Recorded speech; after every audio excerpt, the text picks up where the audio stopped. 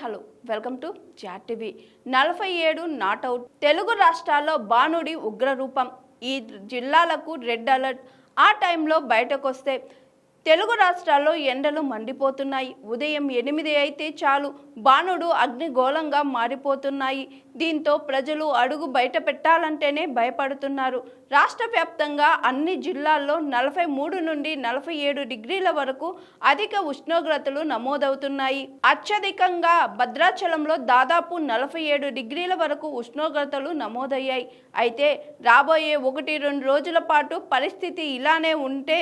అవకాశం ఉందని వాతావరణ శాఖ చెబుతుంది ఆ తరువాత ఋతుపవనాల రాకతో తెలుగు రాష్ట్రాల్లో వాతావరణం చల్లబడే అవకాశం ఉన్నట్లు తెలుస్తుంది ఇక భారీ ఉష్ణోగ్రతల నేపథ్యంలో ఉత్తర తెలంగాణ జిల్లాలతో పాటు నల్గొండ ఖమ్మం జిల్లాల్లో రెడ్ అలర్ట్ జారీ చేసింది వాతావరణ శాఖ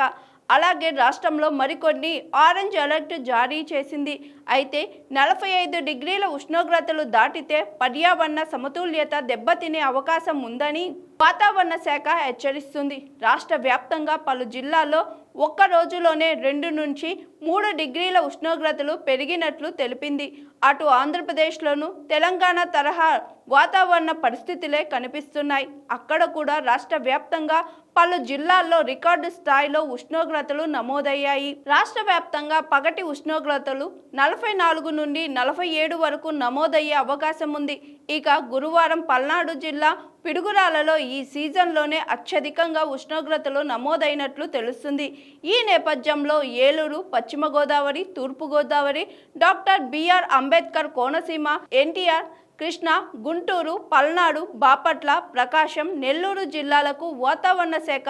ఆరెంజ్ అలర్ట్ జారీ చేసింది ఈ ప్రాంతాల్లో తీవ్ర వడగాలులు వీచే అవకాశం ఉందని తెలిపింది ఇదిలా ఉదయం అంతా ఉక్కపోతతో ఉక్కిరిబిక్కిరి అయిన జనాలకు పలు జిల్లాల్లో రాత్రిపూట కురిసిన వర్షం ఉపశమనం కలిగింది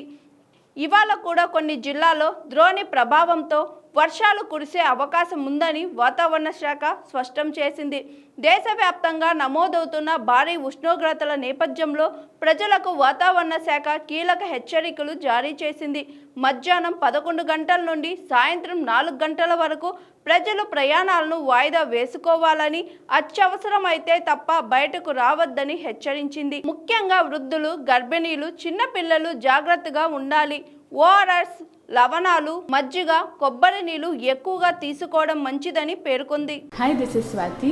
లైక్ చేయండి షేర్ చేయండి కమెంట్ చేయండి అండ్ సబ్స్క్రైబ్ చేయండి జిఆర్టీ